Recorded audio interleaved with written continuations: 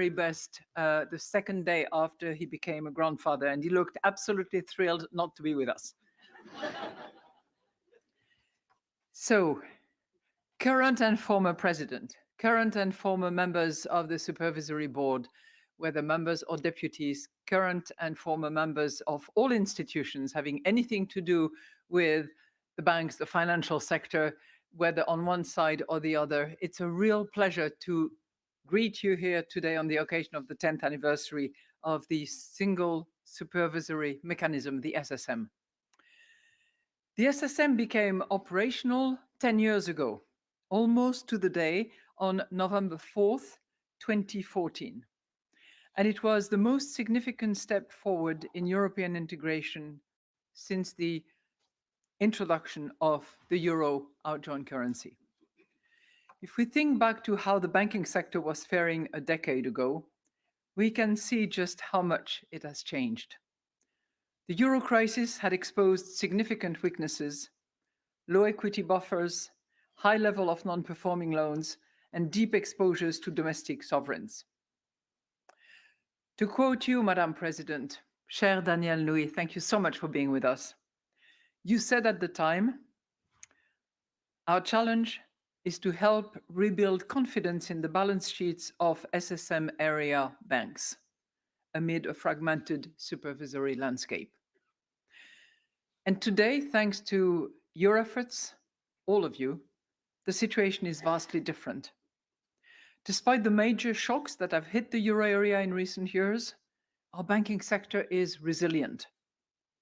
The aggregate common equity tier 1 ratio rose from 12.7% in 2015 to 15.8% in mid-2024, while the liquidity coverage ratio increased from 138% to 159% over the same period of time.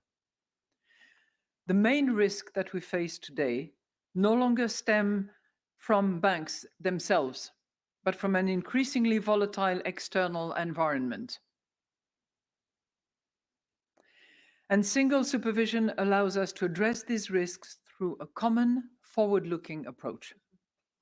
So, have we achieved the initial aims of the single supervision, as I quoted Danielle Nouy? If we consider the tumultuous events of the past few years, it is clear to many of us that European supervision has exceeded expectations. European banks have become considerably more resilient, providing critical stabilization during the recent periods of disruption. In essence, European supervision has successfully addressed what Herman Van Rompuy identified in 2012 as the need, I quote, to correct the weakness of the policy infrastructure of the common currency.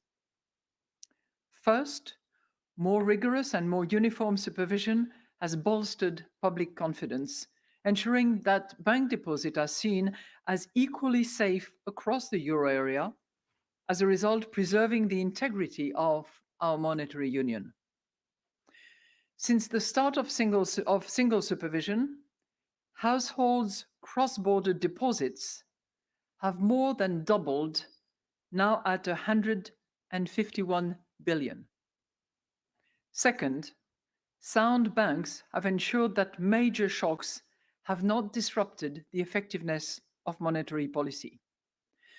Both when we eased policy to avert deflation during the pandemic, and before for that matter, and when we raised rates rapidly to combat inflation after the pandemic, the banks enabled our policy impulses to be transmitted smoothly. Estamos siguiendo aquí en directo la comparecencia de Christine Lagarde, presidenta del Banco Central Europeo en Frankfurt, Alemania. Vamos a seguir escuchándola. Are not ends in themselves. They are the foundation. Our ultimate aim is for banks to be sound and for the policy framework to be complete so that they, the banks, can safely tap into resources from across the euro area and use them to fund innovation, to fund investment, and ultimately to fund growth. And it is on this particular objective that Europe is falling short in the transformative area that we are living in today. Well, not just today, but today as well. We're facing a quadruple challenge: decarbonization, deglobalization or fragmentation, digitalization, and a degree of decoupling.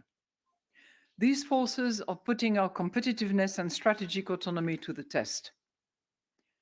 To emerge stronger, we need massive investment in both physical and human capital. In the European Union, an additional 5.4 trillion euros will be needed between 2025 and 2031 to advance the green transformation, accelerate the digitalization of our economy, and bolster our military defense capabilities. I have argued previously, and will continue to argue, that deepening Europe's capital markets will be essential for this monumental task. But this should not be seen as a threat to the banks, as they have a vital role to play as well. And I would like to point out to two main ways in which we can make. La presidenta del Banco Central Europeo está explicando algunos de los problemas a los que se está enfrentando la sociedad actual. Está hablando de descarbonización, fragmentación en la globalización y también en la importancia de la digitalización desde hace ya muchos años. Necesitamos inversión en capital humano, ha dicho la presidenta del Banco Central Europeo. Seguimos escuchándola. Average, the cross-border exposure of euro area banks is more than 1/3 larger outside the euro area than within the euro area. And this fragmentation makes it more difficult for our banks to serve the European economy effectively. And the obstacles to cross-border banking are substantial. So we need to create a single jurisdiction for banks, one that is essentially country blind in terms of its regulatory, supervisory, and crisis management framework. At least it's one option. For example, reducing the ring fencing of capital and liquidity along national lines would allow funds to flow freely within banking groups and facilitate lending across borders. Only then would we be able to harness the benefits of genuine European banking groups in funding the upcoming transformations. Part of the debates about home and host, hopefully as a result, would lose a degree of intensity. Those benefits would be substantial. Truly European banks can effectively diversify their risks across sectors and regions. They have the capacity to lend more at scale and thus handle cross-border financing projects that smaller, locally focused banks cannot. Second, more integrated banks can play a pivotal role as key capital market players. More integrated banks would have the critical mass to attract companies across the euro area for stock market listings, for debt securities placements, for private equity transactions, for mergers and acquisitions, and for support to their international growth. In addition, progress in establishing a genuine capital market union can help to remove the differences in national regulatory frameworks that currently hinder. Estamos escuchando ahora a la presidenta del Banco Central Europeo. Está explicando que los bancos europeos deben diversificar sus riesgos, también que la integración bancaria podría atraer más inversión. Seguimos escuchando. Under the appropriate framework. To put this into perspective, banks in the United States currently benefit from a securitization market that is 3 times the size of Europe's. Even absent the state-sponsored framework, expanding safely our own market could unlock tremendous potential within our bank-based financial system. And robust supervisory standards would then be key to ensuring that the risks tied to securitizations are managed effectively.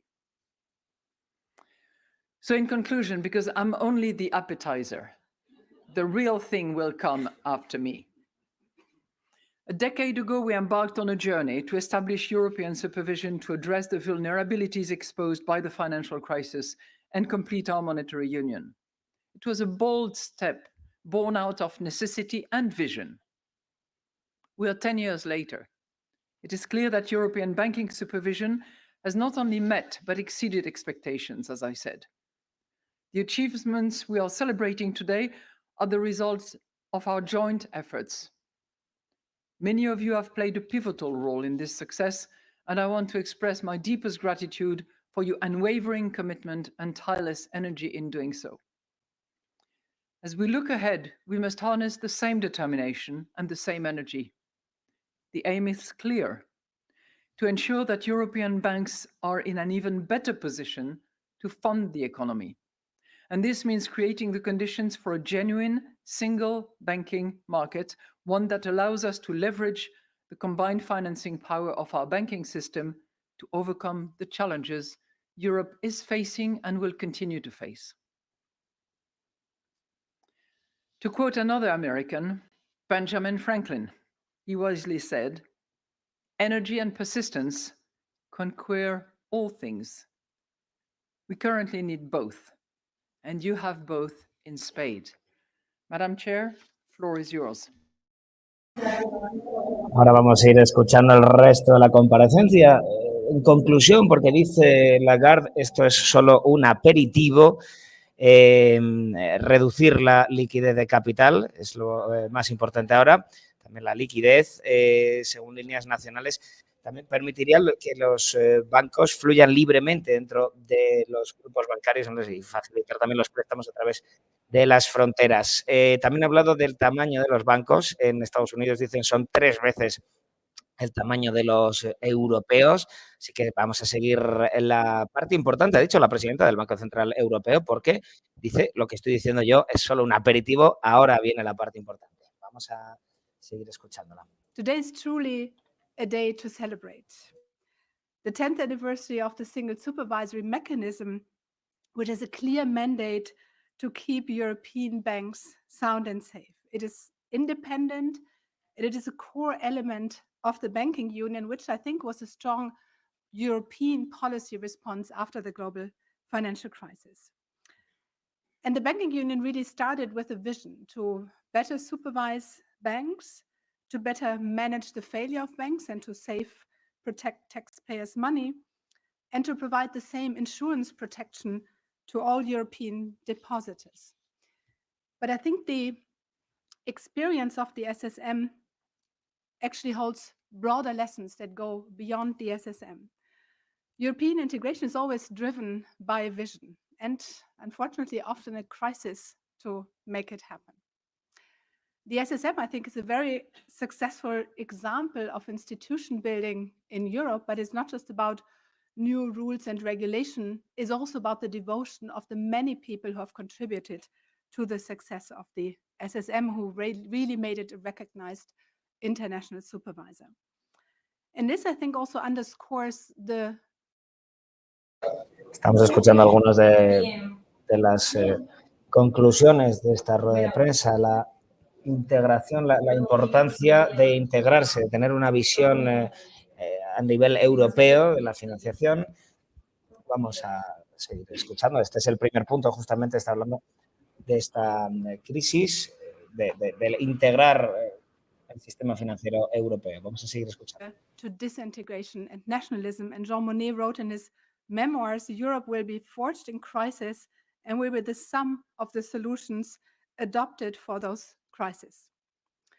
And actually the vision of what the banking union could look like at some point in time, although it wasn't labeled the banking union at the time, was already there in the mid-90s. So this is a quotation by Alexandre Lamfalussy, the first president of the European Monetary Institute, basically saying that more financial integration can also lead to higher risks and requires a single supervisor, and already mentioning the ECB here. So this was almost 20 years before the decision on the banking union was actually taken. But then, as I've said, it often takes a crisis to actually move forward. So this is the indicator of systemic financial crisis from the European Systemic Risk Board.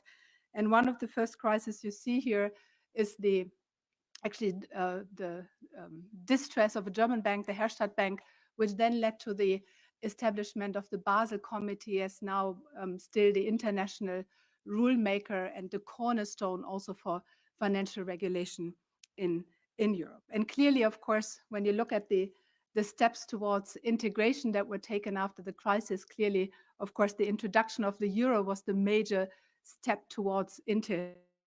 Defienden desde el Banco Central Europeo las políticas que han ido tomando, los diferentes shocks que ha tenido el mercado.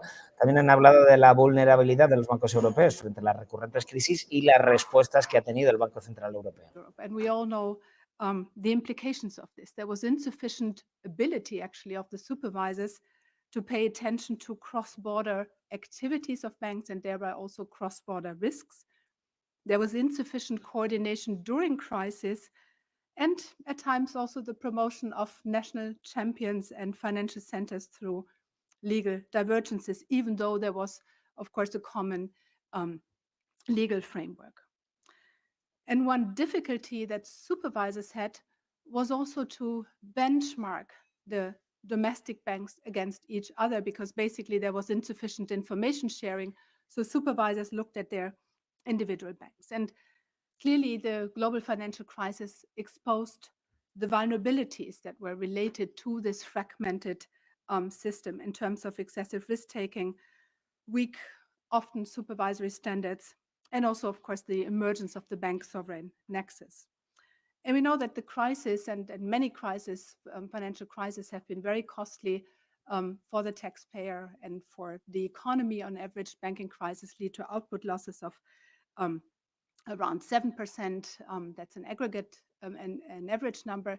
And we actually saw in the many countries that are now also visited that had Estará explicando los supervisores nacionales, dicen, habían limitado la capacidad de comparar el desempeño de los bancos supervisados con el resto de compañeros europeos. Estamos aquí viendo una serie de mapas que están poniendo desde el Banco Central Europeo. Negative implications for these economies, and you can still feel the shadows of that situation. So, I mean, this is all a long way of saying that really the banking union was a vision for the future. It was a vision how to improve supervision with a single supervisory mechanism to reduce the probability that banks fail, to also establish the single resolution mechanism to make sure that if banks fail, we can deal with them in an orderly way and protect taxpayers' money, and European deposit insurance, of course, to protect depositors in case of failure. So in 2014, Ojo, en este punto importante, el anuncio que están haciendo. La unión bancaria es una visión de futuro, están defendiéndola desde el Banco Central Europeo, como una manera de disminuir los costes, también proteger los depósitos y los seguros. Built from the ground up. And everybody in the room who knows that we are moving into a new building, I'll come to that later, but for now, we're still in the Euro Tower. So now I would say that 10 years on, the SSM has really delivered on its mandate. It's an internationally recognized supervisor, and it's so, as I said before, not just because we have a new building or the Euro Tower and because we have rules and a legal framework, but because we have the many people who work inside the Euro Tower and also within the SSM with a lot of devotion, with a lot of energy to make supervision better and functioning well. And I must say, we really benefit hugely from the insights that we have from all the colleagues within the ECB, but also from all the colleagues across Europe that provide their input into our work.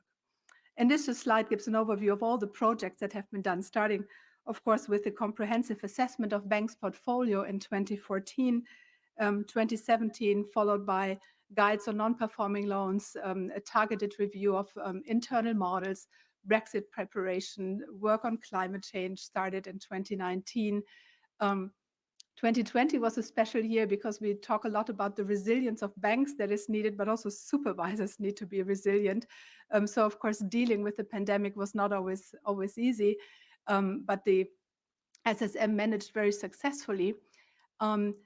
More recently, we've started looking more into geopolitical risks, which of course are very prevalent, cyber resilience, stress test that we performed this year. And I will come back to the big reform that we decided upon this year on this SREP a little bit later. And really, I think the key success of the SSM is the close collaboration between the ECB and the national competent authorities within the supervisory board. So we basically take decisions together on the direct supervision of the significant institutions. We have conducted 2,500 on-site inspections together, the inspection teams of the ECB and the national competent authorities. And one of the colleagues did a very diligent work on checking how many supervisory measures we have taken and how many decisions. So if the numbers are correct, it's 55,000 supervisory measures, 21,000 supervisory decisions, which is around 30 actions per day. So this is quite some tasks that have been performed and really creates a wealth of common experience. And we make sure together that the assets that are invested by European banks are more than 200% of GDP, and actually the banks employing more than 2 million people are supervised well, have good risk management, and are performing, as the president has said, their role for the real economy. And we actually have, compared to national supervisors, a lot of key advantages. So we can draw on this expertise, as I've mentioned, from the entire Eurosystem. We can, and we do this very extensively, we can benchmark banks across each other. So that's an advantage, of course, compared to the national supervisors. And we use the same rules across Europe. So these are really big changes compared to the situation 10 years ago. And we can act independently. The ECB is independent. The SSM as a supervisor is also independent. But of course, that means we are accountable to the European Parliament, to the European citizens. And we've done a lot. And Andrea, if he was here, I think I'm sure he would appreciate that, because that was one also key objective of his mandate. We've invested a lot into our transparency, and I'm not going to read out all the details here. But of course, transparency is about attending regular hearings in the European Parliament, in the Eurogroup. It's about responding to letters from the members of the European Parliament, speeches, blogs, interviews, explanations of our methodology. So all this is publicly available. And we hope that all of you here in the room appreciate that transparency that we have achieved. And in sum, I would say our efforts have succeeded, and you can see it in these numbers here. So European banks are better capitalized than they used to be 10 years ago. And non-performing loans, as one measure of risk in the system, have declined. And here you see also the vast improvements that have been made in some countries, as I've made earlier. And this, I think, is really fundamental for financial stability and for economic growth. And I think that European citizens can trust that their deposits are held in institutions which are closely supervised using the same standards. Well, if I'm saying that, if the colleagues in the SSM are saying that, you're perhaps not that surprised, because this is maybe what I have to say, but we also have a lot of independent reports that come to the same conclusion, that we are performing up to our mandate. So this is a citation from the European Commission just last year. We have reports from the European Court of Auditors, from the Vice Persons Group, saying that we're delivering upon our objectives, and that also the system is well prepared for future crises. That brings me to my third point. I think we also need to make progress. We are in a very good position now to make progress, to make the vision for the next decade reality, and not to wait until the next crisis strikes. Because, as the president has said, a lot has changed in the past 10 years. So I would say that the first 10 years of the SSM, of the banking union generally, have really been characterized by trust in cooperation, coordination, strong supervision. And meanwhile, I think there's less political consensus, even though we would all wish for that progress lies in integration. And we even more so as supervisors and regulators need to explain why it's important to have a strong financial system, because we have something like a prevention paradox. So we have, fortunately, in the past 10 years, not seen major financial crisis in Europe. I think this is due to better supervision and regulation, but also due to the fact that past shocks have been buffered by fiscal and monetary policy. So the cost that financial crisis can have for the population, for the economy, also for budgets, can easily be forgotten. And I think in this sense, it would be problematic to say, well, let's become a little bit less, let's become more lenient with regard to regulation and supervision, because that may have unintended consequences of not giving us more growth or competitiveness, but getting a less stable financial system. So we need to keep a clear focus on resilience, in particular, given the risks, the new risk environment that we have, and also the challenges that banks have to deal with in terms of digitalization, structural change in the real economy. I think these are issues to which banks need to find strategic responses, and we need strong banks that can master these challenges. We have responded in the SSM. We are, if you want, a living institution. So the supervisory board, and I'm grateful to the colleagues who are here in the room who've taken these decisions together. We have decided on a reform on our supervision. I won't go into all these details. Maybe we can do it later in the panel, which is basically has the intention to make our SREP process, so the supervisory review and evaluation process, more efficient, more effective, but also more intrusive in case we have identified findings where we expect to see remediation. So overall, we're moving from a system which has become relatively complex because we had to coordinate, we had to build up common supervisory methodologies. We are moving to a system which is more judgment-based, and we can do this on this very sound footing that we have in terms of benchmarking and all the tools that we have developed. So this is what we can do internally, and also the simplification of our procedures will also be, I think, beneficial for the supervised institutions. But we keep operating. I keep coming back to this map of Europe here. We keep operating in an environment characterized by fragmented capital markets, different deposit insurance systems. But we all know that risks don't stop at national borders. So I think this is why it's so important to complete the banking union. The incompleteness of the banking union that we're currently facing is limiting our ability to respond to future crises, and it would be beneficial to have more integrated banking markets, which would also mean more diversification. And really, it's on the table what needs to be done. So we have the vision, if you want, for more integrated and resilient European financial markets is already there. So we know, and I'm glad that Dominique Laborex is here in the room, we know what needs to be done to close the gaps in the resolution framework with the CMDI project, crisis management and deposit insurance.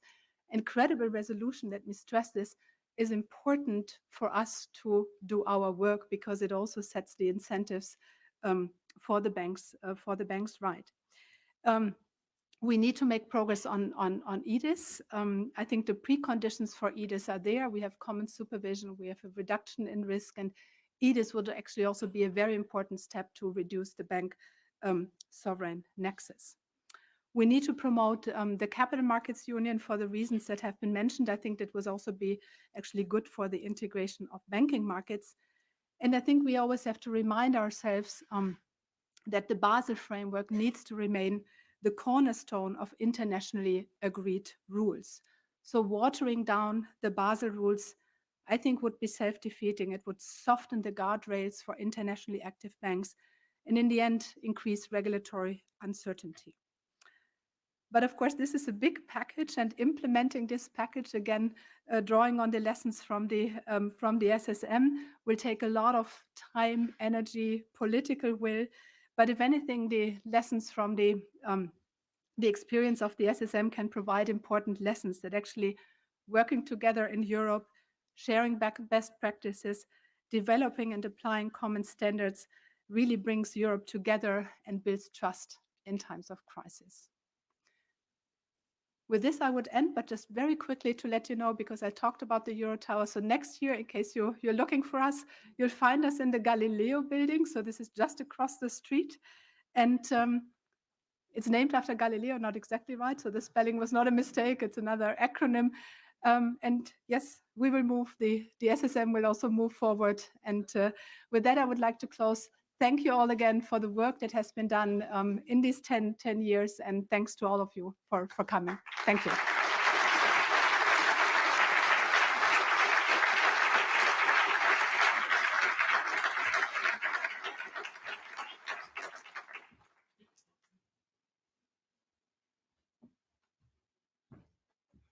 Thank you very much, Chair, for your remarks. We will now show an address by the President of the Eurogroup, Pascal Donoghue, who unfortunately could not be with us in person, but he sends his remarks via video.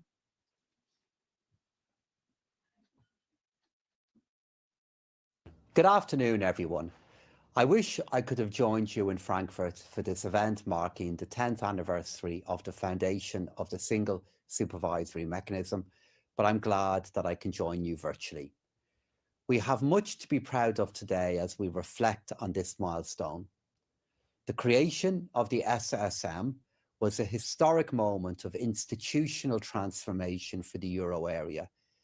It was the right response to strengthen our banking and financial system in the aftermath of the global financial crisis and the European sovereign debt crisis.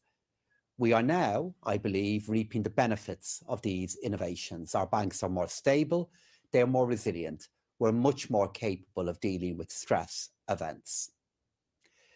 The SSM is now thankfully embedded in our economic existence. For example, just a few days ago, this past Monday, in fact, I was delighted to welcome Claudia to our European Finance Minister meeting in Brussels for the second of our twice annual report on banking union, together with Dominique from the SRB. It was an excellent and timely opportunity, given the anniversary this week, to reflect on how far we have travelled in the first decade of the SSM. And while it has been a difficult time, including for many people in this room, and I, for one, have the grey hairs to prove it, it's worth remembering the context for the establishment of the ECB banking supervisory model. In 2012, the President of the European Council, Herman Van Rompuy, presented the so-called Four Presidents report. It set out the vision for the future of economic and monetary union. Central to this report was the strengthening of the architecture of EMU. It proposed the elevation of responsibility for supervision to the European level and for common mechanisms to resolve banks and guarantee customer deposits. As many of you will remember, part of the rationale for the SSM was to address the so-called financial trilemma, which was the impossible of achieving at the same time: financial stability, financial integration, and national financial policies in an integrated market. A second vital objective was to break the negative feedback loop between banks and sovereigns. As the first pillar of banking union, the SSM broke new ground, and it has clearly stood the test of time. Through the SSM, the ECB supervises over 100 institutions across the continent. They are significant because of their size, their importance to an individual economy or to the overall economy of Europe, the scale of their cross-border activities, or their receipt of direct public financial assistance. Under the supervision of the SSM, the resilience of our banks has improved considerably. The CET1 ratio of significant institutions has increased by over 3% since the establishment of the SSM.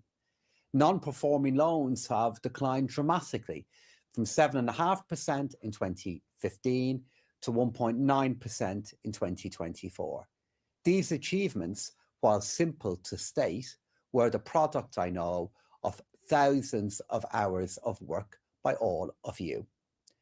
So I therefore agree wholeheartedly with the Commission's assessment from last year that the SSM has become a mature and established supervisor that delivers on its objectives. To deliver and be recognized as such in under a decade is a testament to you in the ECB and all who've worked so hard at national level in our national competent authorities to build the SSM. In 2014, the concept of a banking union was a powerful response to the financial crisis. And since then, we have faced a pandemic, another major challenge that required us to innovate and cooperate in many ways.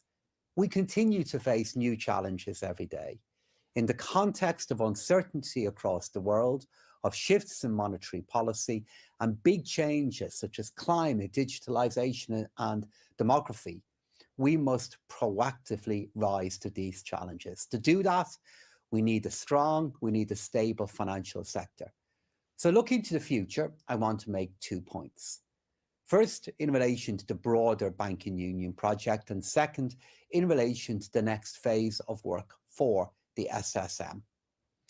So, as finance ministers agreed in 2022, work on banking union has focused most on strengthening the common framework for bank crisis management and national deposit guarantee schemes.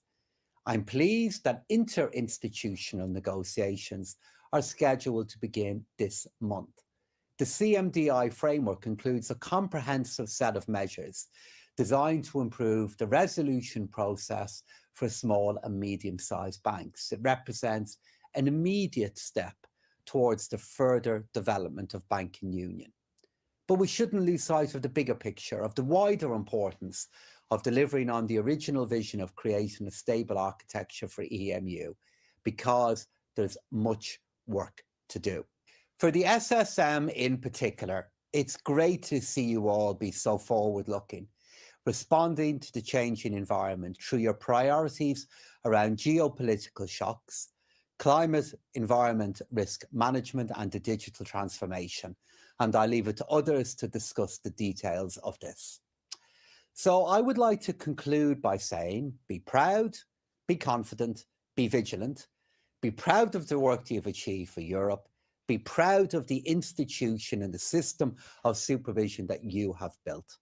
And also be proud of your teams, of the development of a supervisory philosophy, of an approach and a methodology. But in addition to making the case for being proud and be confident, also acknowledge the work you are doing in responding to the great transitions of our age. Be confident in your engagement with firms, be confident in your assessments and judgments, and be humble, be vigilant. None of us know what is around the corner. So I'm sorry I can't be with you again. I'm preoccupied with political developments back home in Ireland, but I wish you all a great evening. Thank you.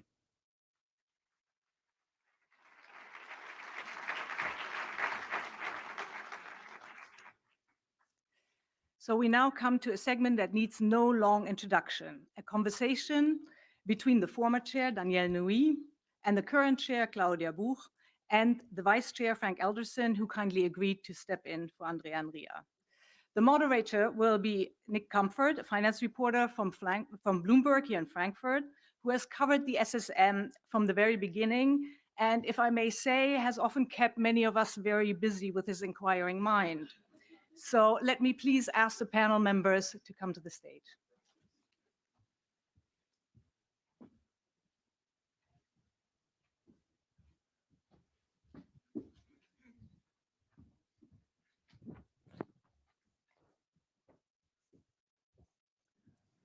Find my place.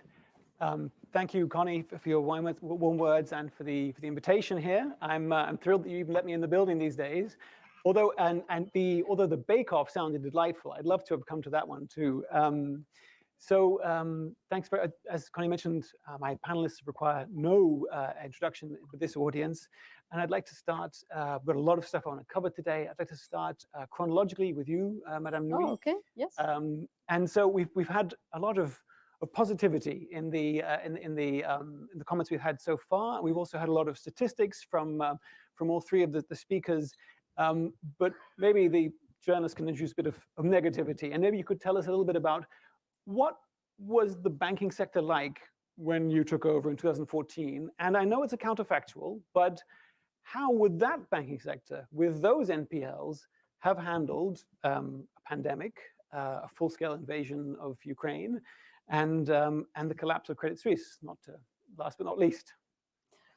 Well, they would not have. Let's be clear. When I started, it was 1 trillion non-performing loans in the balance sheet of the European banks, and we about half this amount after 4 years. And I saw that it has gone on, and that's wonderful. Yes, that was an important task. I was not the only one to have this view, because the Parliament has asked for a comprehensive assessment of the quality of the assets of the banks before starting the SSM, and there were already progress that were made before we took over supervision in November with this comprehensive assessment and the stress tests that follow. But not enough, of course, because we were not yet the supervisors. And for the countries or the banks that were having the highest percentages of performing loans, it was difficult to put that on the table immediately in the comprehensive assessment. And we had no possibility to take decision before November. But this comprehensive assessment that was based on 60% of the assets, so 40% were not the best. Obviously, the banks selected the reasonably good, quote unquote.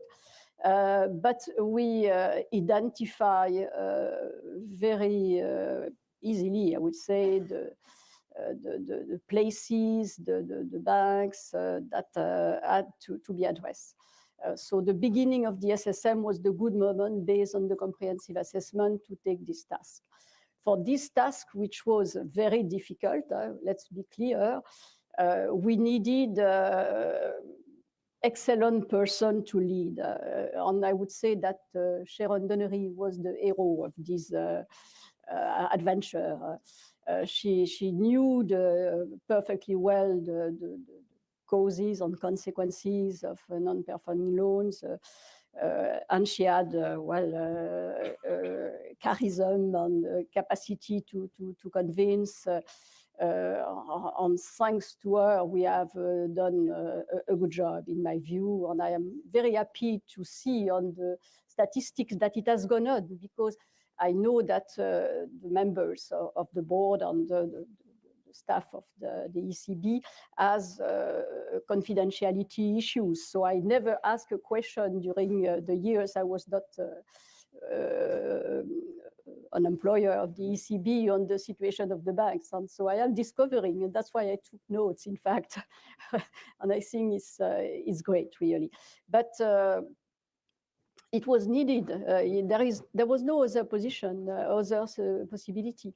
The comprehensive assessment started to rebuild the confidence, as Claudia said, in the balance sheet of the European banks. But well, there were more to do, and it was done. Bravo. Bravo indeed. But I mean, so how important was it? Because I'd say, observing from the outside, you went hard and tough and fast on this, and you ruffled a lot of feathers in certain European countries. Was that? Were you prepared to accept that? Oh yes, I was accepting that. As a matter of fact, we had a very terrible crisis of the bank in France in the 90s. We learned the lesson in France. I used to tell my colleagues that I was not clever than them, but I had been hit by a very terrible crisis at a certain moment, and you never want to see that a second time. And you have to be rigorous. And the French banks were not complaining. They were not.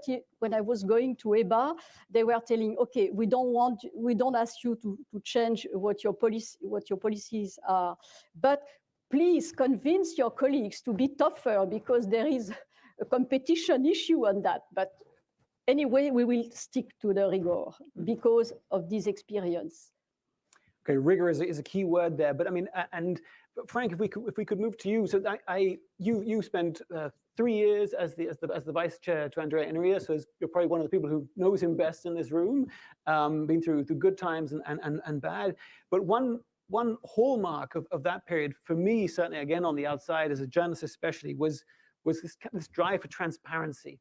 And I was wondering if you could tell us a bit more about why you felt that was the necessary thing to do at this stage, and who was the audience? I mean, so Pillar 2 requirements, for example, I was glad to have them as a financial journalist, but it's not necessarily something that maybe the general public would have at the top of their priority list. Well, thank you, Nick, for your question, and thank you for having me here. And I know all of you are looking at this Andrea and Ria-shaped emptiness, but I'll try to fill that a little bit at least. So talking about transparency in Andrea, and I think his thinking has landed, and I think is now our own.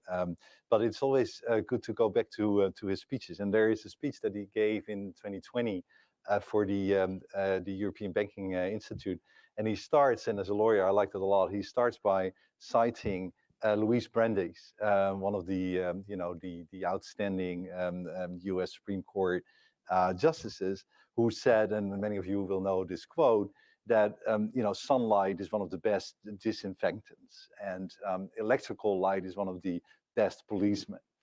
And so there's a part of this that in a world where market efficiency is based to a large extent on information, us being transparent is just more than just transparency for transparency's sake. Of course, as a public institution, we need to be accountable. You made that point very well. That's where the appearances in the parliament and all the other things that we do. But there is also a more economic and financial aspect of that. Banks, of course, there's a lot of asymmetries in information.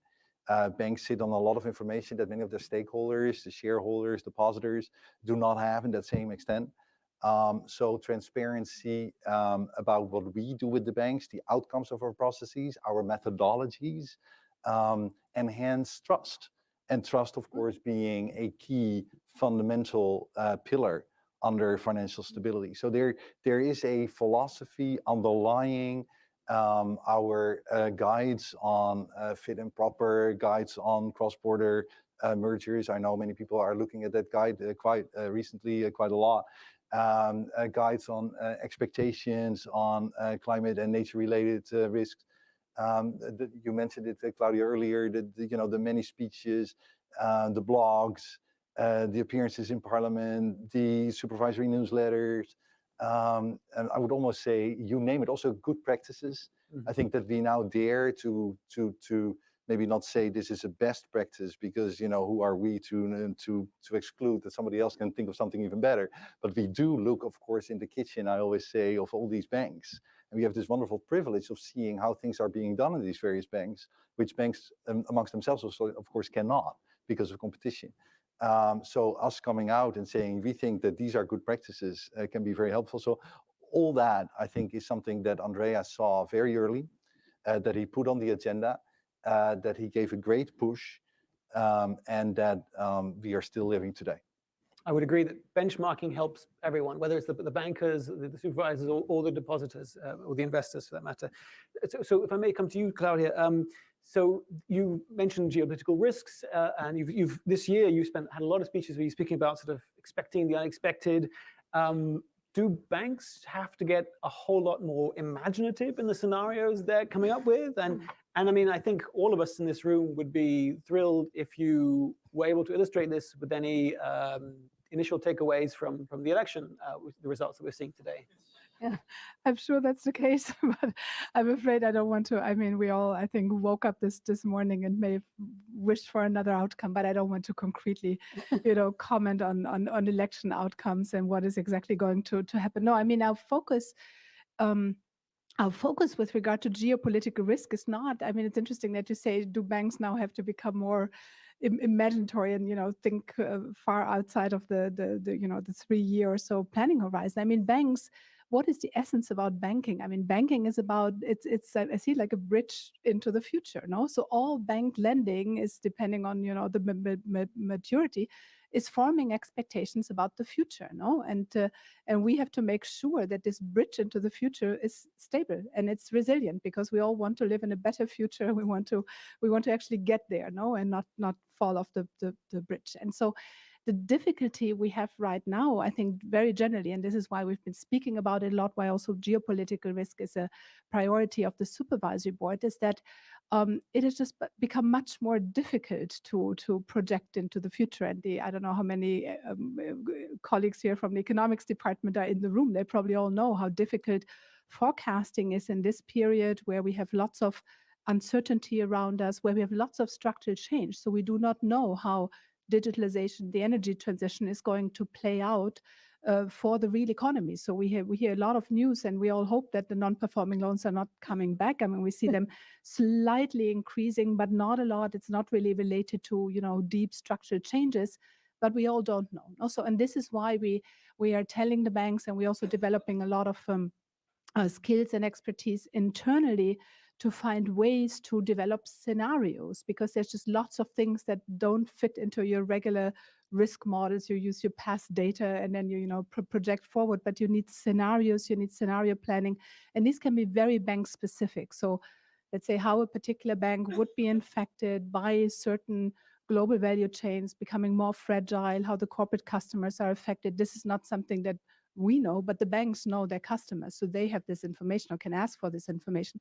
So this is what we want the banks to do scenario planning in a realistic way. They have to show us their 3-year capital plans anyhow, and so make sure that not, we all don't know, we don't have a crystal ball that we can look into, but do realistic scenario planning. I think this is what's really needed at this very difficult juncture. And just to clarify, it's the banks that come up with the scenarios. You don't say no. Yeah. So it's not that we sit here and we invent scenarios, but we look at the structures. We want to see, what do the banks do? Are these realistic scenarios, and how detailed are they? Is it? I think you can't just. I mean, if you want to look at credit risk, how it's related to the current environment, you can't just look at a GDP shock. You need to become a bit more granular and look at different sectors.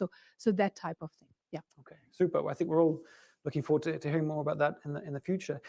Madam Mui, if I may come back to you again, the supervisory board is very different today in its composition than when you were leading it. Although, quick shout out to Annelie Tuominen and to Helmut Ettel, I suppose the last man standing, last woman standing of the first hour. But so it's very different composition, very different culture these days too. And these were people who, up until 2014, were all used to being the boss in their own institution. How, if I may put it simply, how did you manage the egos? And how did you manage the, or more politely, how did you manage to ensure that they were putting the European interests first, and that they could find compromises? Well, I would say reasonably easy, because we had a number of wonderful women in banking supervision. It was not, the egos were not that important really, starting with Sabine Lautenschläger. And I remember when, so I remember my first ECOFIN with Mr. Schauble seated almost next to me. I said, Mrs. Nui, you owe me a big thankful. I said, oh, I'm sure I owe that to you, but what do you have in mind? Oh, I send you the best vice chair for the...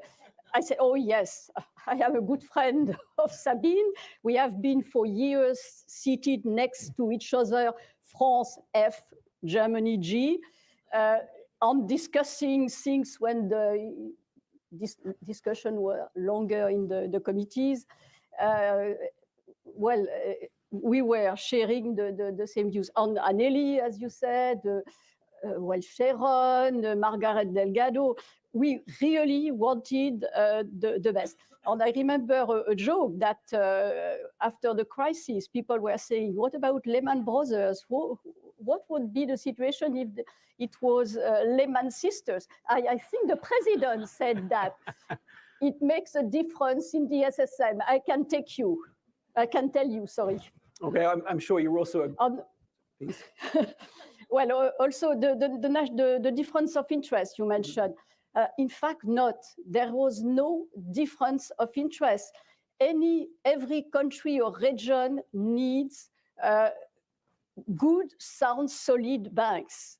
And most of the supervisors, in my view, are solid, sound people working hard without being popular to try to deliver that. But what happened for the crisis? In certain countries, the supervisory organization was very, very bad, really. No power for supervisors. They could not act. We were happy to have a wonderful tool, this SSM that has been, in my view, very well built by the deputies, the parliament in Europe. And they created themselves the comprehensive assessment before our takeover. So they were just happy to help us. And the difficulties were not that much, I would say. The banks were not criticizing us. They knew their future were depending on rebuild confidence, as you said, in the solidity, the soundness of the banks. It's the same interest. There is no conflict of interest. Of course, certain people were not that happy. Not the banks, in fact. The banks, I would characterize them as hard smokers that have to go to painful surgery or medicine. Well, they ate this medicine on the surgery, but they will not eating the surgeons or the doctors. So, well, they knew they had to go through this. And for the politicians, well, there were few, in fact, not many. And they had voted for this comprehensive assessment that was helping us to do a lot of things. And they have put the SSM in the central bank.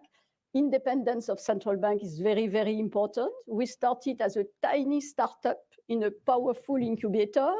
And that was very, very precious. And central bank is able to protect its supervisors. Okay, super. Building on that, coming to you, Frank. I mean, so I'd be keen to, so speaking for Andrea, or observing Andrea, how did he in the darker times, like the pandemic, how did he keep up spirits among the staff? Because with all due respect to the supervisory board, the SSM is more than just you gentlemen and ladies. So how did Andrea really sort of drive that, and what does that tell us also about the sense of mission that the staff have here? I'll try to give you a glance of that, but first I would just want to express that I'm becoming slightly jealous of the first chair who talks about the time that the French banks were asking for stronger supervision and that the bank. Well, you remember Crédit Lyonnais, and it has some links with the Netherlands, as a matter of fact. Yes, they understood the lesson. So the pandemic and Andrea and easier topic and leadership. You know, many times, of course, we talk about risks as a supervisor. So we talk about climate and nature-related risks, but then we almost forget about the horrific things that just happened in Valencia. Yeah. Or we talk about the pandemic and we think about buffers and how you can, release those, and we forget about the incredible human suffering that the pandemic brought about in Europe and around the world, and also amongst our staff. So what do you do? When you are a chair and we are senior leadership under these circumstances, you try to make the best of it. And I think that some of the, truly incredible attributes that Andrea brought to that moment are to be celebrated, because these are the things that we will need in the future as well. So I will start with Andrea, but I will make it broader to all of us. His deep technical knowledge is greatly needed always, but especially in times of crisis. If there's an emergency room, patients are being brought in, you have to do triage, and you're a surgeon and you have to look up, in your manual how things work. It's just, patients are going to die. So at that moment, you need to know what can be done. Your people, because you're very, very right. The SSM is so much more than, you know, the first name basis people that we are now kind of like playing the ball to each other. It's all our people. You and Sabine together, and others at the time, you invented the idea of joint supervisory teams. Sure. But in the end, we have become, I think by now, a joint supervisory team, singular, all of us. And that happens under these circumstances in which push comes to shove, circumstances where you have to stand up and be there. By the way, leadership, and you've shown that, and Andrea has shown this as well, is, you know, in order to be a great leader, one needs not to be a very tall, big, boisterous man who yells at people. One can be very soft-spoken, balanced, wise, tough when needed, in the technical sense, but always soft in the human sense. And I think these were things that were there in such large supply that it kind of like trickled down to all the people who did the hard work during these again, very challenging and for many people personally, very horrible long months and years. Indeed. And then maybe if we can move to you, Claudia Buch. So you have new colleagues joining the supervisory board this year. Obviously, and if you need any more endorsement than Danielle Nui, they have obviously strong credit as supervision skills, I'd say. But they also have expertise in resolution, I mean, and in non-bank financial intermediation. So what is the takeaway for the outside world? I mean, does this mean that DCB's work will be a lot more about supervising non-banks and sending more banks into resolution? Or I hope not, but... Well, this is not our decision. That depends on how the banks are performing, no? So we're reactive. I mean, let me first of all also say that we have fantastic, you're talking about the ECB representatives on the supervisory board, and we have fantastic colleagues who've just left us, and we will see more of them. So Edouard is here in the room, Kirsten is here. Elizabeth is actually still with us, and also Annelie will remain there. So, and of course, the persons you've mentioned are also here with us. So Sharon was mentioned, Pedro Machado, and Patrick Montagnier. So this is a fantastic group. There's a very smooth transition. And let me say, maybe for those who are not so familiar with that role, so the ECB representatives on the supervisory board are somehow really the link also between the ECB and then also, of course, in the ECB, the colleagues working in the SSM, so the directors general. So, and I think it's an extremely important role to be on the supervisory board, be a voting member on the supervisory board, but also bring all your expertise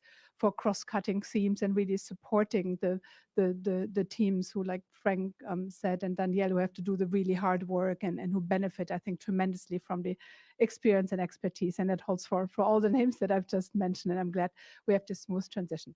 But coming to your question, so we have really forward-looking. We have four main themes that we are covering, and that also will be reflected in the portfolios of the ECB representatives. So one is, and it's really a follow-up from the work we've done with the SREP reform. So the reform of our supervisory review and evaluation process to make sure that we use all our supervisory instruments as effectively and efficient as possible. So we've decided upon this reform, but of course it takes a while until it's fully embedded into the culture that we have. We use the famous escalation ladder, which does not mean we go to periodic penalty payments right away, but we, move up all the steps, starting from malsuasion to supervisory decisions, and all the other tools that we have. And we have to make sure that this is really working in the entire organization. And it may be that with some of our supervisory tools, we still can't prevent failure of a bank. So that's important to bear in mind. I mean, supervision is about making failure less likely and less costly, but we can't always prevent it. And then, of course, we also need to have a smooth transition to the SRB. The second big portfolio is, and that will be related to SSM integration, because you saw the numbers. We have many people from the national competent authorities 80 to 90% of our on-site inspectors are from the national competent authority. So this is a big organizational exercise to bring them all together, have the same standards. I think the colleagues are doing this in a fantastic way, but this is just one aspect of integration. So that will be one portfolio, SSM integration. And then we have, of course, lots of European issues where we need integration, coordination, and also coordination on policy issues. That's the third portfolio. And the fourth is the international portfolio. And so to make sure, in particular in these challenging times, that we keep up also the international momentum with regard to NBFI, non-bank financial intermediation, very important work ongoing in the Financial Stability Board, also in the Basel Committee. So we need to make sure that Europe has a really strong voice also in these international policy discussions. Okay. And to come back to you, Madame Nui, I'd like to ask about how does one strike the right balance in terms of being a chair in one period and thinking to the future in terms of laying the groundwork for tackling future risk and not necessarily binding the hands of your successor. And the reason I ask, so commercial real estate, for example, this was a priority put on the list with credit risk back in 2018. And yet it's only this year that's really come to the fore. Or, I mean, leveraged finance, the famous guide or infamous guide, was also under your tenure, but became much more of a topic, certainly for me, in later years. Yeah. How do you strike that balance? Well, in fact, we have a process on a regular discussion about possible risk for the future. We put that in place, and we were every year, I think it was about August, September, asking a lot of interlocutors, some of them being inside the ECB, the research team of the ECB, the financial stability team, but also EBA and also think tanks. or I don't remember all the people we were consulting, but we were consulting those people to tell us what they thought would be the next risk. My only responsibility was to the quality of the exercise, of course, the quality of the people that were selected, the quality of the returns, and the quality of the resulting report. And the report was discussed by the supervisory board, and it was the decision of the supervisory board based on the proposal of the report, on the proposal of the best specialist in the SSM to organize the work for next year, on-site inspections or sections of risk that should be seen. It was not preventing us any time to stop something that we had decided to address a few months before, to start something that we had not decided to explore, and that was getting more and more risky.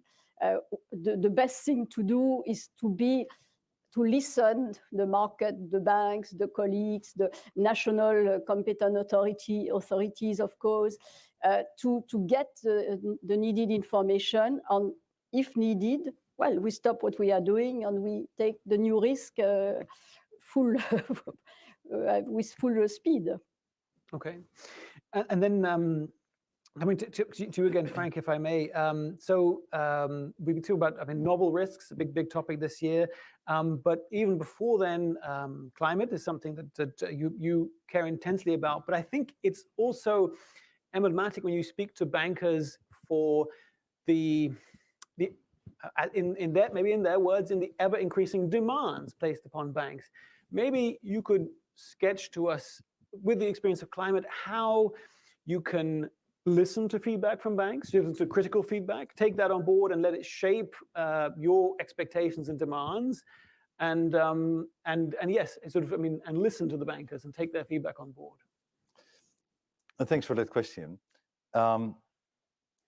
So, when I still used to be a board member of the Dutch Central Bank, I could explain this better because I could use the acronym of the Nederlandse Bank, which is DNB. And then I would normally say it's so much more sustainable and convincing if a bank does something because it comes from their own DNA than because it is being told to them by DNB. But you know, SSM doesn't work. But you understand the point.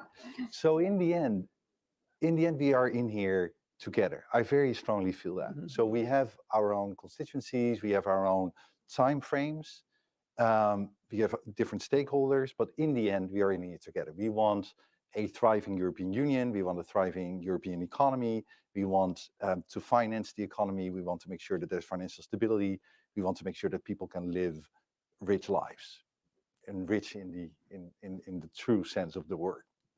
Now, so we need to convince each other. So taking climate, what did we do? And remember, the Paris Climate Agreement was 2015. So that's quite a long time ago. In 2019, we started talking with the banks.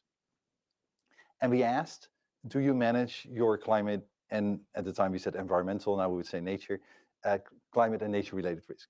And less than 25% of the banks under our supervision answered that question positively.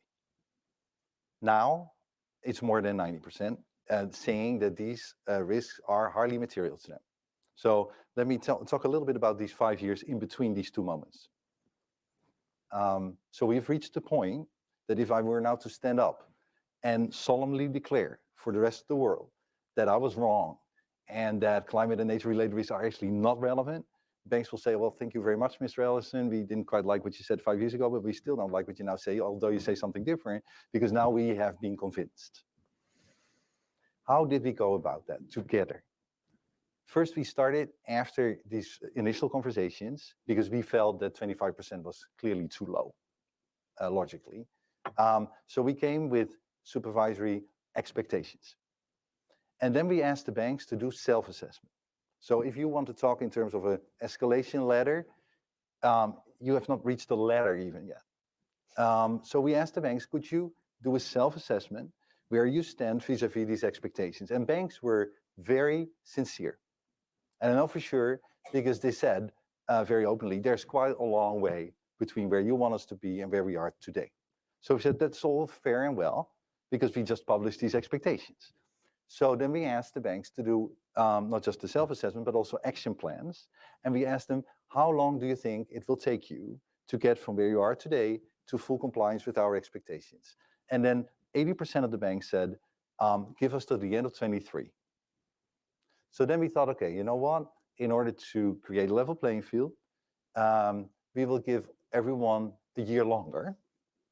So let's make that the end of 24, but we will then ensure that all banks, so that the holdouts don't have a competitive advantage, if you like, if at all that were to be an advantage, but that is another issue. And then what we did was, okay, we have done expectations, we've done self-assessments, action plans. Of course, we are supervisors, so we don't just go on our, the blue eyes of the bankers and or other colors, and so we do a thematic review.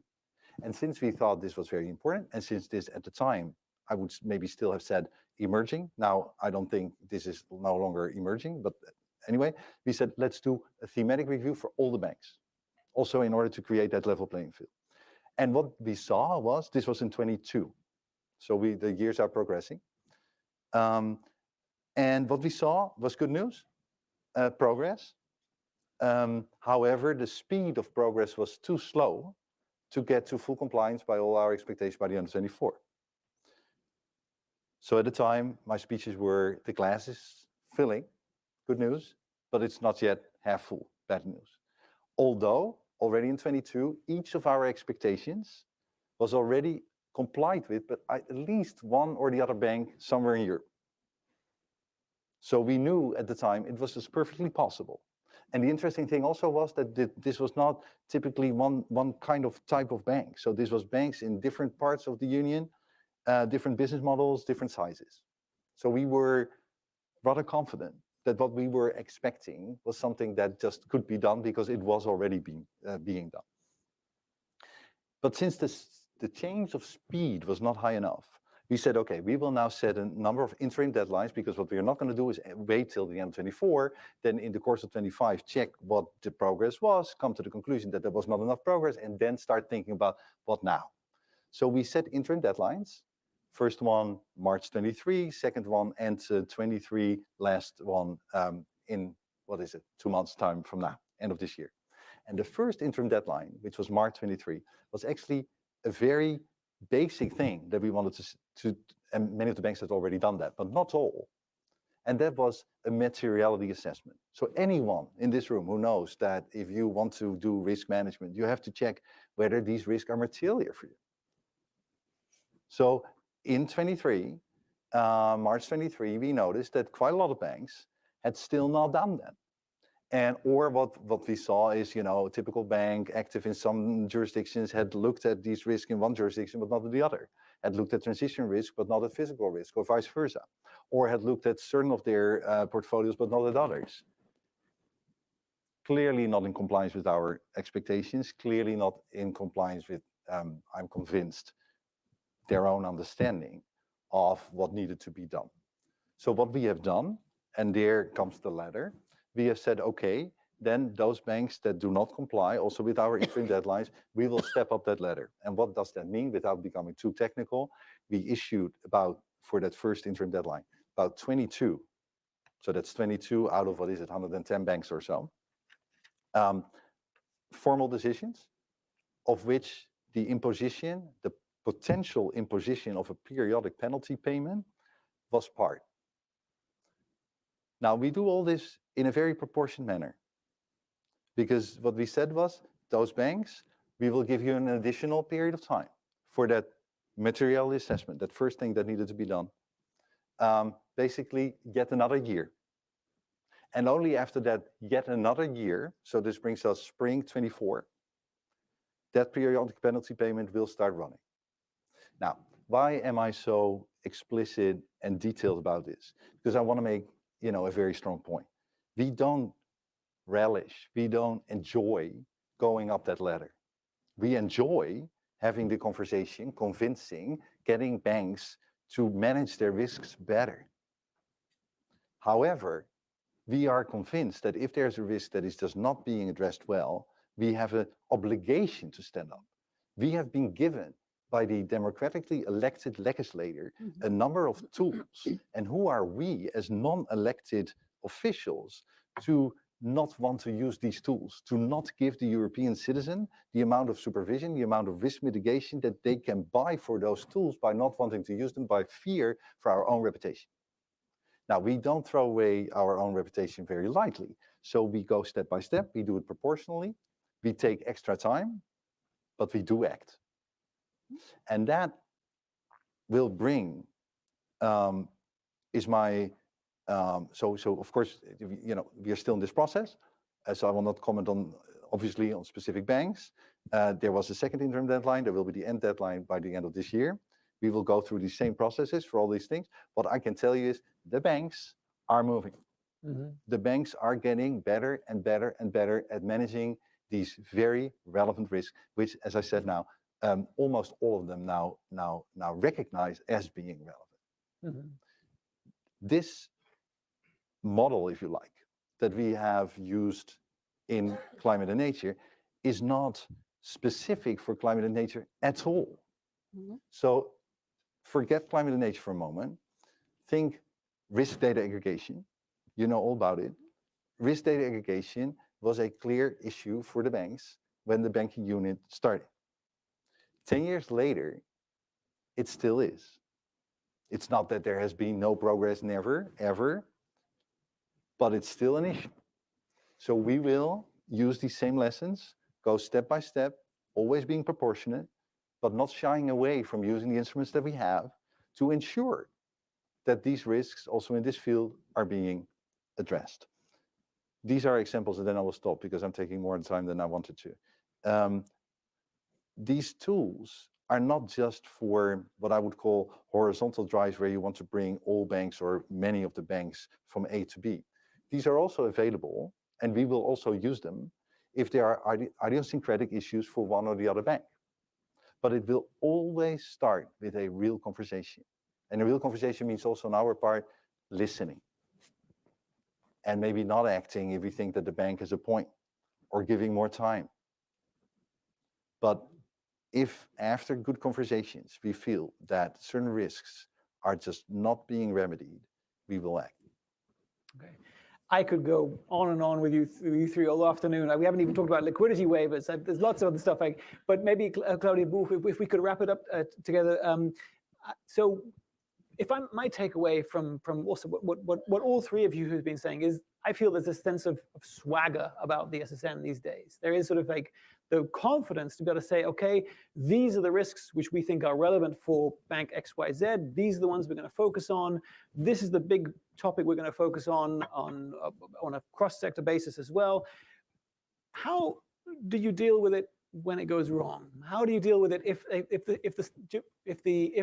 there was not a risk that you had in mind at bank XYZ, or if a big cross-sector probe doesn't go quite as planned? And is there the understanding within the supervisory board that when you try new things, there will be upsets as well? Well, let me say first of all a little bit about how we identify risks. So we have actually a process which is a year long, which leads to our supervisory priorities that we go through, where we use a lot of also information from the discussion with the banks, because really the people who are out there in the field, or the joint supervisory teams who speak with the banks, they have a lot of knowledge about what is happening. So this is also a big advantage of being a European supervisor, that you can bundle all this information and bring it into risk assessment for the entire sector. So this is, I think, a huge benefit of this information aggregation. So we use those sources, the information we get from the conversations with the banks. We speak with market analysts. We have an outreach group where we discuss current topics. And so we bundle all this information, discuss it internally, bring it to the supervisory board, enrich it again with the information from the national competent authorities, and then we come up with our risk and priorities. And they're published. I mean, the topics are clear. It's about digitalization. It's about geopolitical risk. It's also forward-looking, of course, the remediation issues. And then we have the individual joint supervisory teams, who again then have to implement also this risk and priorities in their day-to-day work. And here we have to strike this balance between not every risk is of the same importance for every bank every year. So we want to give, and this is part of our supervisory reform, we want to also give freedom to the teams to say, I understand the overall priorities that have been developed, with the insights from the teams, of course. But for my bank, there might be a priority that I weigh differently from the others. And so this is what we have called a risk tolerance framework. The banks also have risk tolerance frameworks, so we also have one. And of course, I mean, that may mean that if the teams prioritize on a certain risk, and we also have a multi-year assessment, so they don't have to look at everything with the same intensity in every year, because this is just also too resource intensive for all of us, no? And it may be that then 2 years from now, a risk materializes that they didn't have on their radar. So I think this is where we very importantly, and we communicate this very intensively internally, where we have to have a no-blame culture. So if there's a good framework around it from our risk and priorities, the teams discuss what is relevant for the bank here. And then, of course, it always happens. Like I said, nobody knows the future. No, we may collectively overlook things. The teams might prioritize on something which is not then materializes. Then, of course, we stand behind the teams and say, you've gone through a good framework, a good structure, good reasoning. But of course, unexpected things may always happen. And this is why, I mean, even though we speak about risk measurement and, risk assessments, we need to be aware of the fact that there's a huge amount of uncertainty out there. So lots of things that we can't really, calculate and put into risk models. So this is why we're always advocating for sufficient buffers in the system to deal also with these unknowns. And I think this is also, you asked about the supervisory board. What would we do? We wouldn't blame the teams if anything unexpected has happened, because nobody can control the environment.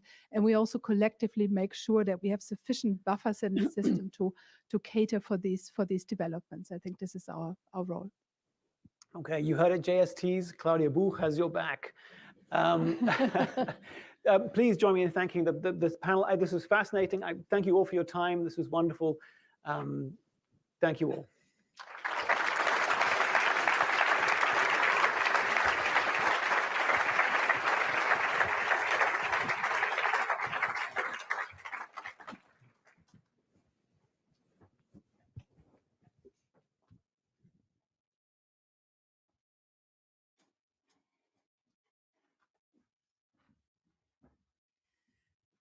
Thank you very much for this interesting and entertaining panel. We now come to the part of the event that is shaped by SSM colleagues. There were a lot of things were said about how the SSM is made up of, the people who work in the SSM make the SSM. So we will listen to them, and we have two parts. And the first part, we will hear a musical performance by Alexandra May, a supervision analyst in the Directorate General for On-Site and Internal Model Inspections, and Eftimios Papanikolaou, a team lead in the Directorate General for Universal and Diversified Institutions. So they're here on stage and getting ready.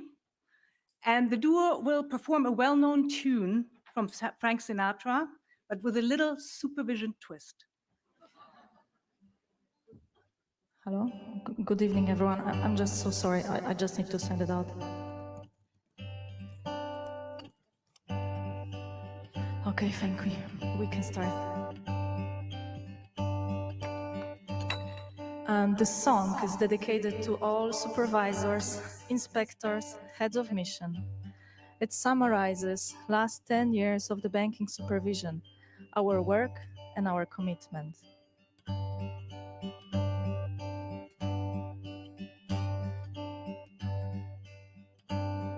And now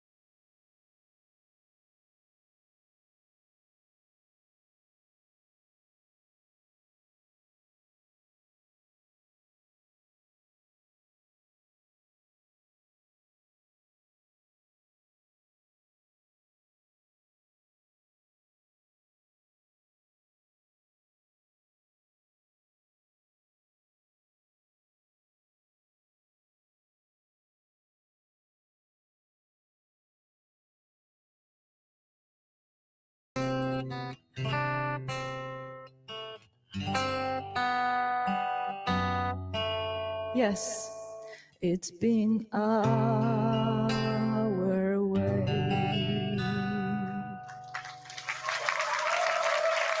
Thank you very much.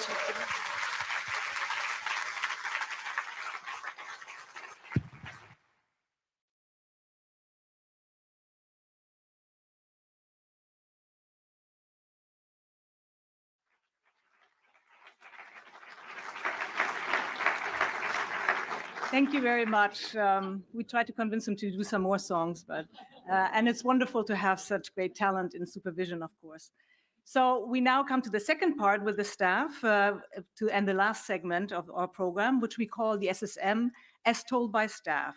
So we have 4 colleagues here who will tell you short vignettes about their personal experiences in the SSM, from the very early baby steps to the view from a national supervisor, to integrating into Frankfurt and into a multinational workplace, and to working with 3 different leaders during different stages of the SSM. So let me please ask the colleagues, Gabriela, Diana, Christoph, and Ramon to the stage, please.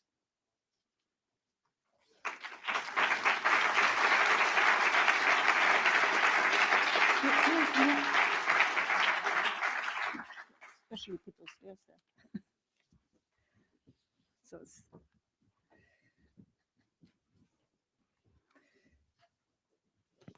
So while they take their seats, they will tell, of course, they will tell their own stories, but many elements will surely reflect on the experiences of many supervisors across the SSM.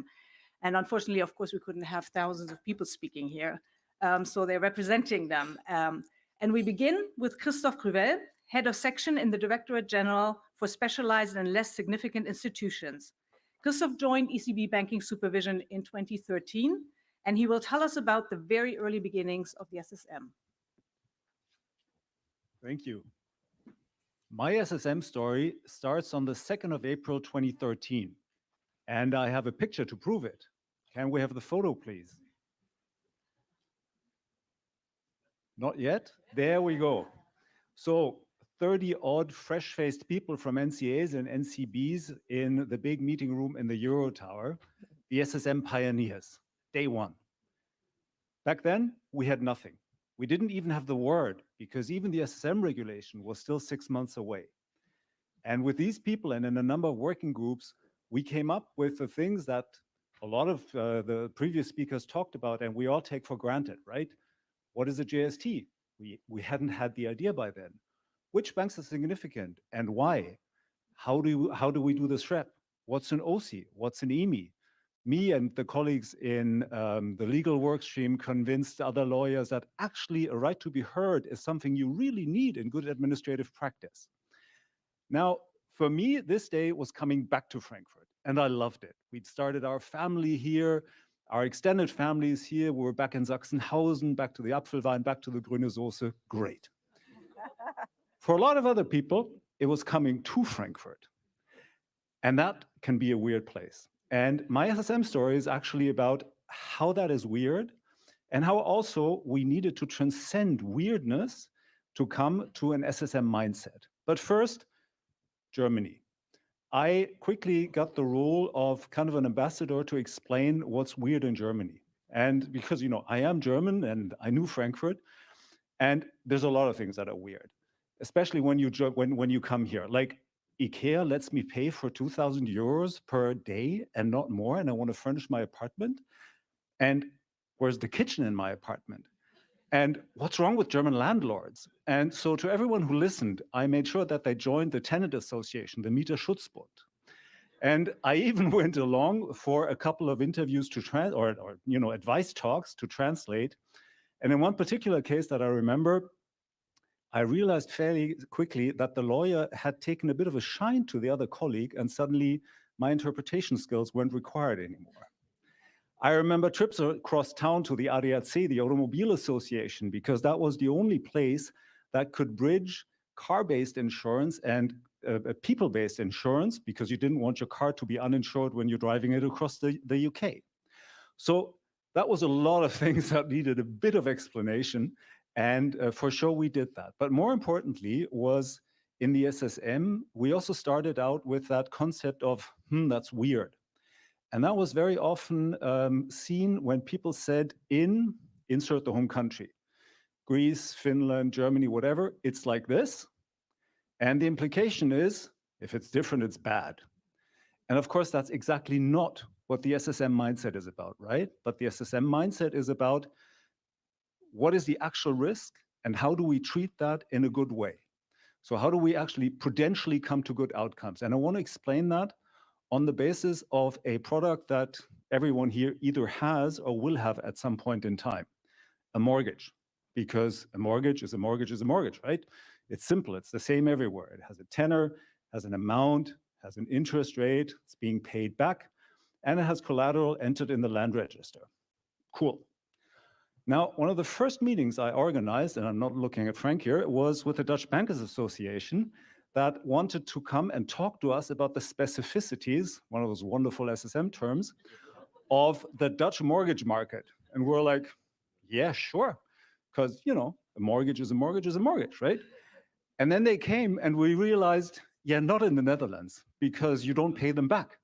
They're even called that. They're called aflossingsvrij, which means no payback. And then, of course, the reaction was, well, that's weird and wrong. And well, maybe, you know, it's different, huh? Let's say, in terms of SSM mindset. And what the task was, and unfortunately still is today, is making sure that that difference in risk is appropriately understood and appropriately managed.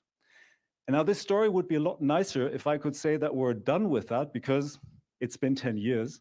But now here I am supervising 2 Belgian banks, one with a big Dutch portfolio, and we're actually still at it, making sure that even the last corner in that portfolio is understood and well managed and well, you know, cleaned up.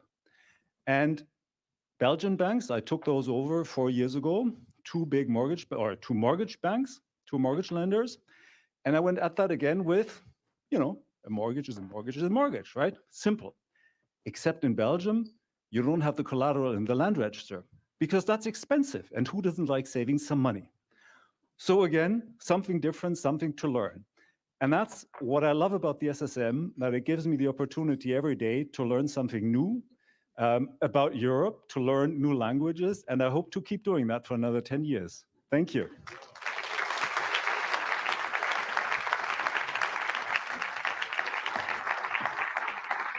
Thank you, Christoph. So we continue with Gabriela de Rij, Head of Division at the ÖNB, the Austrian National Bank, where she has worked closely as part of the SSM since 2014. Gabriela will tell us what it is like to work in the SSM from the vantage point of a national supervisor. Gabriela, please. Okay. Thank you, Connie. When I was invited to participate in these events and share some of my experiences and anecdotes about the cooperation between the ECB and the national competent authorities, I felt both flattered and a little bit nostalgic. Flattered because it is a privilege to share my perspective as a supervisor from the Austrian National Banks, and nostalgic because it made me realize that I'm one of the dinosaurs who have been here since day one. Even before the launch of the SSM, intense cooperation started with the asset quality review. Under very tight constraints, we simultaneously assessed the asset quality of the most material portfolios of all significant institutions. However, the difficulty of these tasks greatly promoted the team spirit. We all worked crazy, we really worked like crazy. We shared long days and long nights, and therefore we eagerly anticipated the Christmas break to enjoy a few relaxing days with our families. But then, to our surprise, and on a very short notice, some meetings were set up, some really right before the 24th of Christmas, and another one immediately after the 26th of Christmas. My first thought was, oh my God, do they now intend to celebrate Christmas with us? I will always remember this Christmas meeting as as those with the really most amusing background noises, like someone was emptying the dishwasher and someone was even playing a music instrument. We all were thrilled when the SSM officially kicked off, because it was and it still is a unique mechanism of collaboration, bringing together thousands of people of the supervisory community of across Europe.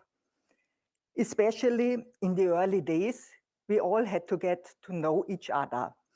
I remember huge meetings with the banks and seemingly endless handshakes. These initial handshakes felt a little bit like being at a grand international sporting event where we all committed each other to fair play. In the beginning, there was no JST routine. We had to figure out how we want to organize our work. And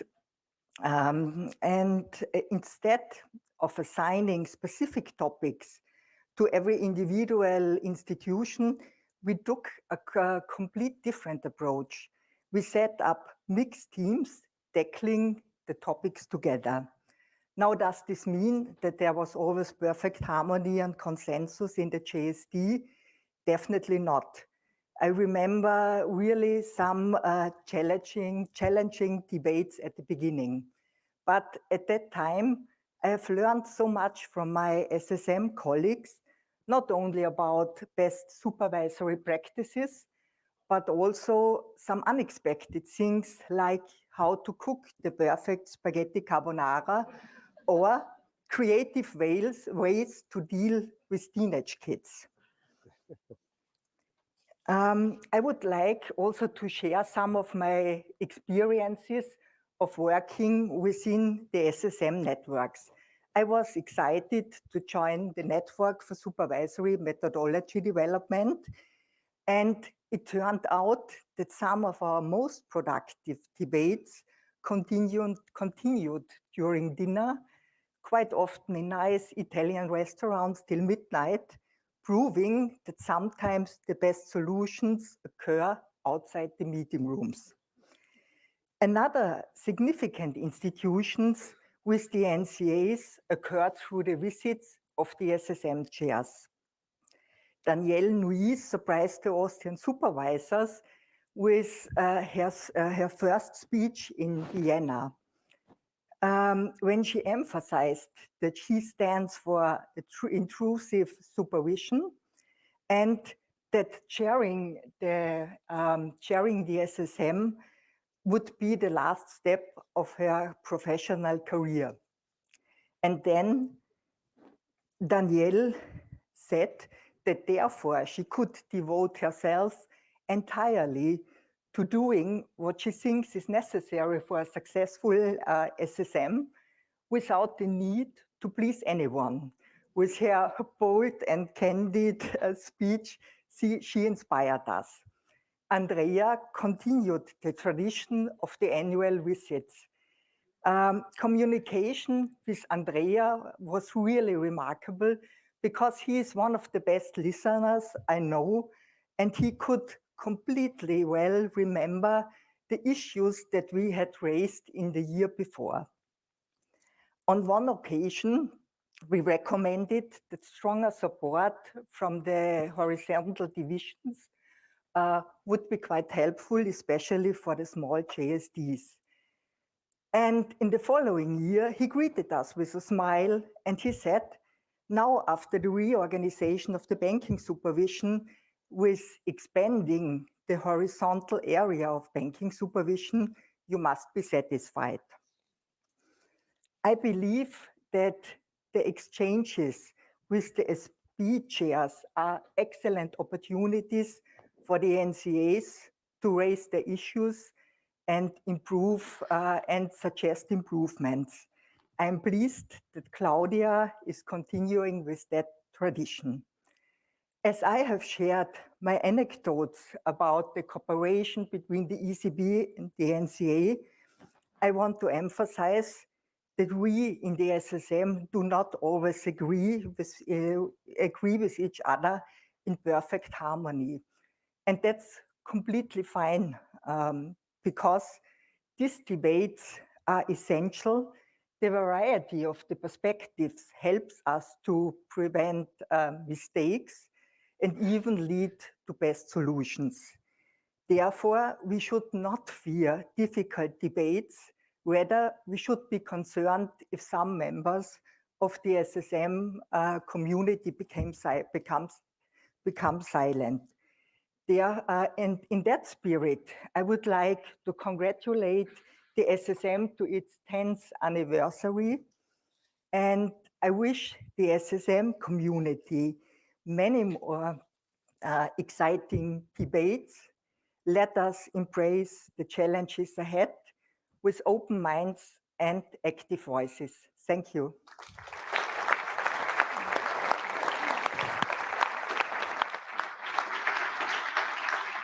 Thank you very much, Gabriela. So our next colleague is Diana Garcia Lopez, a senior supervisor in the Directorate General for Horizontal Line Supervision, who joined the ECB in 2015. Diana will tell us what it was like to come to Frankfurt, to settle in a strange city, and start working in a multinational environment. Hello. First of all, it's a real honor to be here. And a disclaimer, as Connie said, we cannot do justice to all the very unique stories of our colleagues, but for all it's worth, here's my story. So I actually studied physics and worked with biologists. And you might wonder, what am I doing? How did I get here?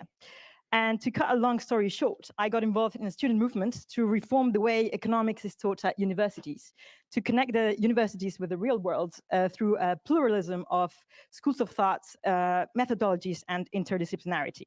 So I studied economics myself, and then I arrived in Frankfurt from Cambridge with 2 big suitcases and a 6-month traineeship contract. I joined the risk analysis division in DG4, RIA, you might remember it. And it was the autumn of 2015. So I arrived here, and I actually had very little clue what supervision was about. I was here because I wanted to contribute to society, but I really didn't know what this is about. However, one of my seniors said, look, Diana, it's very simple. There's a big mess out there, and we are an understaffed police force. So this, together with the sentence that I am sure all of you have ingrained in your brains, Daniel's Nui, tough but fair supervision. These 2 sentences were the first clues I had as to what this job was about. And by the way, these early days were, as been mentioned earlier on today, they were all hands on deck times. We were working on all types of topics which are still relevant today. Now, I arrived in Frankfurt and I came across a question which I'm sure many of you also had. Germany and Frankfurt, so how do I get integrated here? Not easy. And a tip, a friend of mine, Anda, had given me a tip. She had said, find a hobby. Find whichever hobby, taekwondo, sing in a choir, whatever. And find a hobby group, join a local group with Germans, the point was Germany. And within this activity, you will feel integrated. So, I had the tip in my back of my head, but I was just focusing on work. It was the beginning, right?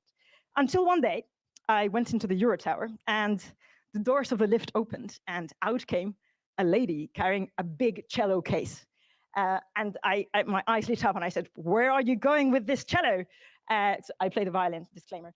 So she told me, I'm actually going to the rehearsal of the Bundesbank Orchestra. We don't have an orchestra at the ECB, but there is one just across town, so you're welcome to come and play. And that's how I joined the Bundesbank Orchestra. To this day, I'm a proud member. And that's the first of several orchestras where I've been playing here in Frankfurt. By the way, in case you haven't realized, Germany is a paradise for music at professional, amateur, all types of levels. Now, why am I talking about music? Not only because I love it, but also because music is a very good metaphor. It's so playing in an orchestra is like working in the SSM. We are all singing from the same book, but we're all bringing a diversity of voices. So you cannot play a symphony or even a string quartet with everybody doing the same thing. Or, you just can't. So the team is the essence. Now, for a long time, indeed, I was part of a large GST, one of the largest GSTs. And that's how it was. Everybody was bringing their own different perspectives. And as has been mentioned before, I shall not lie to you, it was not always easy. We had some very intense team buildings, and I can only recommend them because you come out stronger at the other end. Now, so why do we need diverse teams? Well, we need diverse teams because we need all the ideas we can get to tackle the challenges that keep coming at us. What can I say on a day like today? And how do we build and strengthen diverse teams? Well, this is where I must again look back to Daniel Nui. This is I once attended one of his breakfasts with Daniel Nui, 42nd floor in this building. And we started talking about several things. And she said, I always wanted an Erasmus for supervisors. Now, having been an Erasmus person myself, I did my Erasmus in Paris, had a great time. This sentence struck with me. And I actually moved across different business areas within the SSM, also in this building, the old ECB. And I can say that working in different business areas is like living in different countries. You learn to look at things from different angles. And suddenly things make more sense when you look at them from different angles. Now, many of you will remember we spent years here talking about how do we break the silos, breaking the silos. Well, I'm going to give you my conclusion after moving around. You know, the silo walls, right? So once you've looked at these walls from both sides, they crumble. So I cannot emphasize enough the value of mobility and exchange at all levels. Be it, by the way, we now have a wonderful swap program with NCAs. We have the Schumann program. We have mobility. We have all types of, you can even do a swap with EIOPA if you want. Within your JST, you can go and spend 2 weeks in another NCA. Even within a team, you can change topic. And this already enlarges your horizon. So just go for it. Now, conclusion of all this, as I was saying, is the spirit of the SSM, we need to keep working on it. It's like a fire that we need to rekindle in the village every day to make sure the fire lives on. Having said that, you know what? I'm actually really proud of what we have achieved in the last 10 years. Really, really proud. And one anecdote, already the first year I was at training, so 9 years ago in RIA, I helped to set up the first cyber incident reporting system. So when the banks get hacked, they need to tell us straight away. And who would have told me back then that 9 years later, we have just finished our cyber stress test, and this was really pioneering work out there. Now, those who know me know that I'm particularly proud of what we have achieved with respect to climate and nature-related risk supervision. So I won't do Frank has done the full speech, so I can cut this part short. We did the climate stress test, which was a learning exercise for both banks and supervisors. We did the thematic review with all the stages of follow-up. Well, it's still ongoing, but you know we're on it, using our full supervisory tool set. And I'm now involved in policy work, in the supervisory policies division, and there's a bit of magic going on there. So I was involved in the update of the review of the Basel core principles. And the magic is that you manage to contribute a few words here and there, and suddenly these words are going to have a ripple effect across the world. So very special. Now, I know that you all want to get out there at the reception, and so it's time to end. But I have a question that I want to send you all home with today, which is, what will we be proud of in 10 years' time? Or better still, what do we want to be proud of in 10 years' time?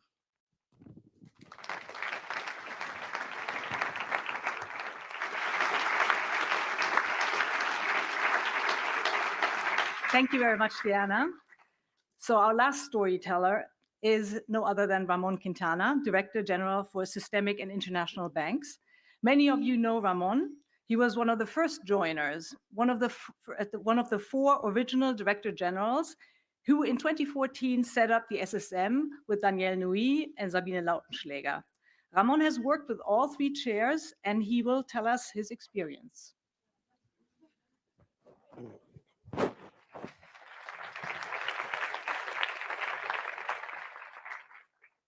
Well, thank you very much. It's really an honor to be here. As said, I've been since the beginning, and I'm really proud of what we have achieved. So when I was told that I was going to participate, as I said, it was a pleasure. I was told that I should give a personal perspective, and I was thinking that having the benefit of being an area head since the beginning, I could tell the story that I really believe that part of the success has to do that the fact that we had the right chair at the right time. Let's start with the beginning, 2014, 2018. I would like to highlight 2 main milestones. One is get started, and the other one is cleaning up part of the system.